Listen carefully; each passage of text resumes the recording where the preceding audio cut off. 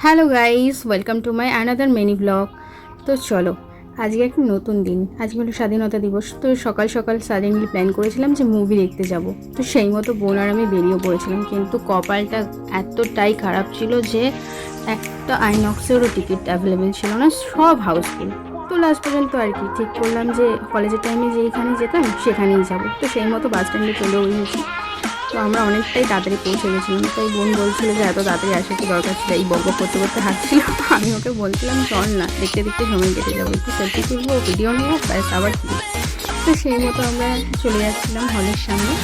দেখো, হলে চলেও এসেছি। স্বাধীনতা দিবস উপলক্ষে খুব সুন্দর করে ভেতরটা সাজিয়েছিল, তাই জন্য আমরা এখানে ফটো তুলছিলাম। তো এইভাবে পোস্টারের সাথে ফটো তুললাম। আর এই যে আমাদের হিরোইন পোস্ট দিয়ে দাঁড়িয়ে আছে।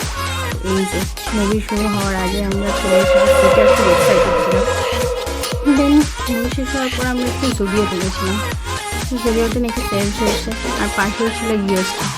তো জুডিওতে গিয়ে দেখছিলাম সব কালেকশন স্টক আউট হয়ে গেছে, কিচ্ছু নেই। তারপর গেলাম ইউএসটাতে। ইউএসটাতে দেখলাম ভালোই কালেকশন রয়েছে, আর সবই নতুন কালেকশন এসছে, আর প্রচণ্ড ভিড়ও ছিল। তো টুকটাক আমরা এখান থেকে কিছু শপিং করলাম।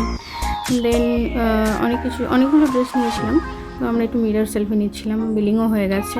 তো এবার আমরা এখান থেকে বেরিয়ে যাব। আমরা দাঁড়িয়ে ডিসাইড করছিলাম যে এখন কোথায় যাওয়া যায়। বোন বলছিল যে অনেক দুপুরে খেয়ে বেরিয়েছি, ভীষণ খিদে পেয়ে গেছে, একদম ভালো লাগছে না। তাই আমি বলছিলাম যে চল ফার্স্টে মিয়ামরে যাই, সেখান থেকে কিছু খাই, দেন কোথা থেকে ডিনার করে একবারে বাড়ি চলে যাবো। তো সেই মতো আর কি মিয়ামরে এসে একটু পেস্ট্রি খেলাম। দেন ঠিক করলাম যে ফুড কোর্টে যাবো। ফুড কোর্টে গিয়ে কিছু ডিনার আইটেমই অর্ডার করেছিলাম। তো খাওয়া দাওয়ার করে আমরা বাড়ি ফিরে আসলাম। তো